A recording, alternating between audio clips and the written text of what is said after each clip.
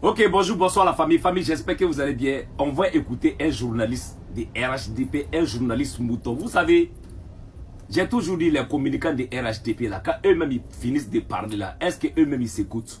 C'est-à-dire c'est les personnes qui viennent parler comme ça bêtement et puis ils pensent ils ont fini de parler. Mais nous on est là, quand vous parlez là, nous on est là pour écouter. Et puis nous aussi là, on va vous mettre sur votre place. Moi je vous ai dit là, il n'y a pas quelqu'un parmi vous là qui peut communiquer ici là. Vous ne pouvez pas, vous êtes des bébés. Mais on va l'écouter d'abord, on l'écoute. Moi, je pense que, tu sais, quand un chef d'État prend le pouvoir, il prend le pouvoir avec un objectif, avec une vision. Ça c'est clair. Le président Ibrahim Traoré, quand il a pris le pouvoir, il a été très clair avec tout le monde. Il dit qu'il a 6 mois pour restaurer l'autorité de l'État sur l'ensemble du territoire burkinabé. On a combien d'années après ce moment? On a 3 ans. Le bilan, c'est lequel? Donc, sur cet aspect-là, il a échoué à restaurer. Bon, lui-même, quand tu l'écoutes même là, tu sais que lui là, c'est un enfant. C'est des personnes qui sont là pour protéger leur intérêt, leur ventre. Sinon, ils ne sont pas là pour la population ivoirienne. Vous comprenez? Mais mon chef d'État, lui, va te répondre. Et puis, on va avancer. Quand je vais avancer là, je viens avec les preuves en appui pour te montrer la réalité. On écoute. Alors, dès que nous sommes arrivés au pouvoir, nous aurons espéré qu'on nous laisse travailler très rapidement et pouvoir avancer. Malheureusement, certaines personnes nous ont approchés et ont voulu que nous allions dans leur sens parce que leur objectif n'était pas que la guerre finisse de sitôt. Je veux parler de certaines forces étrangères qui étaient présentes sur notre sol. On a eu des débats houleux avec des diplomates venus d'ailleurs sur la question, mais personne ne voulait qu'on aille dans le sens de finir cette guerre. Nous l'avons compris à travers les messages. S'il arrivait que des gens viennent jusqu'à nous dire qu'il faut qu'on accepte qu'ils soutiennent les terroristes et nous soutenir également, ça veut dire ce que ça veut dire, c'est une guerre entretenue. Donc nous avons très vite compris, on s'est débarrassé de toutes les forces qui étaient présentes ici, que ce soit les forces françaises, les forces américaines, et nous avons compris que la lutte sera âpre. La deuxième chose aussi était de...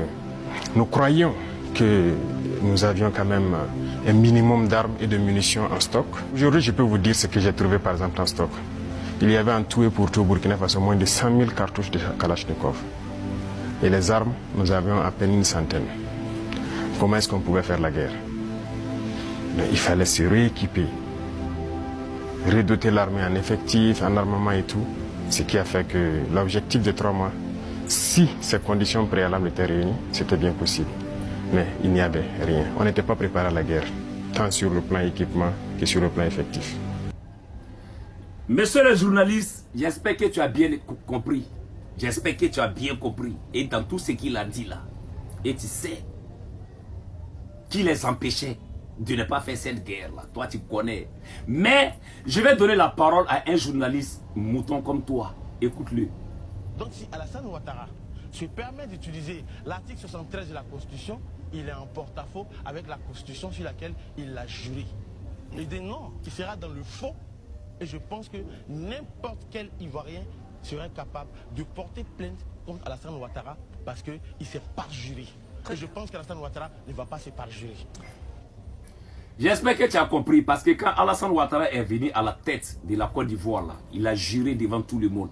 Il ne va jamais trahir la constitution. Mais aujourd'hui là c'est comment? Il a fait 3, il veut faire 4 encore. De toi au moins c'est normal. Tu ne peux pas parler comme le mouton l'a dit là. Il n'y a pas quelqu'un qui peut parler. Tu parles là, tu connais ta place. Maintenant, on va passer la parole à un ministre du Congo. Écoute. Est-ce que la constitution dans cette nouvelle mouture donne la possibilité, je dis bien la possibilité, au président Alassane Ouattara d'avoir un 3e mandat? Non.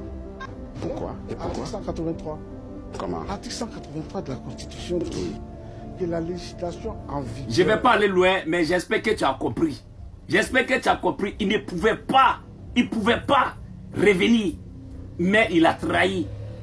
De toi à moi qui... Bon, alors, il y a un autre ministre encore qui va parler. Écoute. Et le président Alassane Ouattara cette année a dit que moi j'ai 79 ans.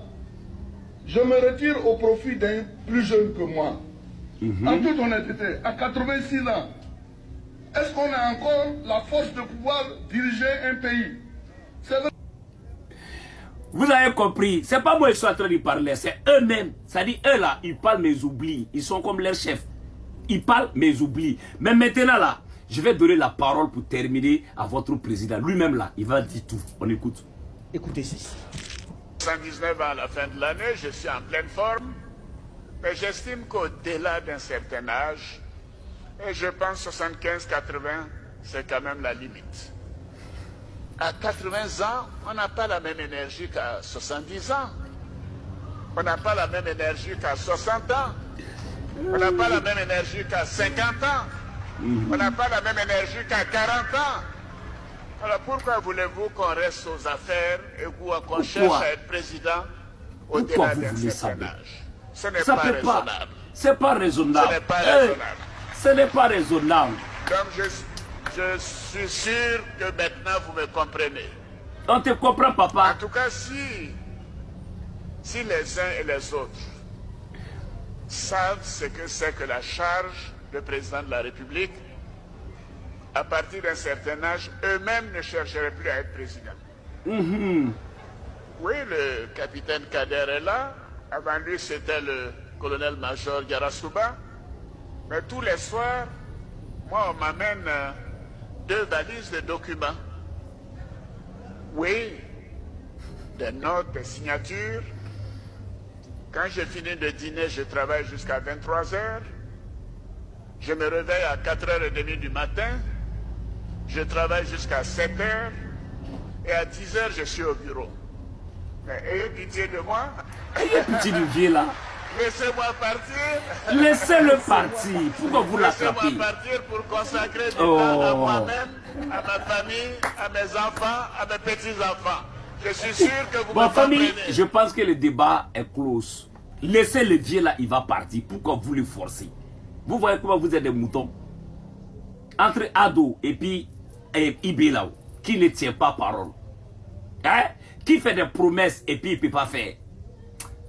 Moi je suis avec vous, on est ensemble. Nous, moi je dis on est mouton bien derrière Ado. Est-ce que vous êtes d'accord d'être mouton? Oui.